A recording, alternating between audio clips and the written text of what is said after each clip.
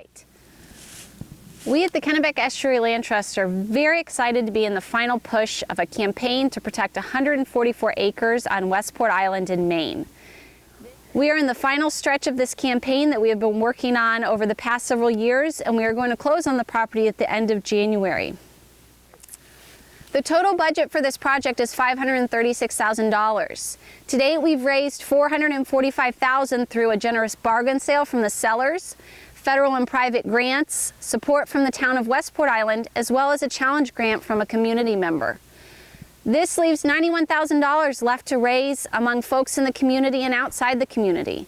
So far, we have $28,000 towards that goal, and we're looking to raise the remaining $63,000 by the time we close on the project at the end of January. This 144-acre property has rich ecological, recreation, and historical value.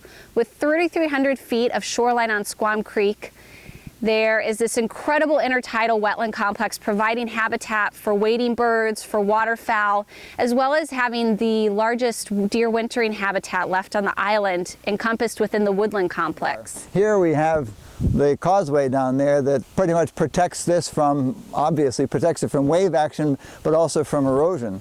So this marsh is going to exist as it is as long as that causeway is there, bringing the salt water in and flushing the fresh water out. The salt marsh is going to be here for as long as that causeway is there, and it's going to be pretty much stable as it is right now. Kelt is really excited to offer the traditional uses of the land, so we'll continue to allow hunting and shellfish harvesting and oyster fishing that happens along in the waters surrounding the Squam Creek Preserve, which are extremely important to the community as resources.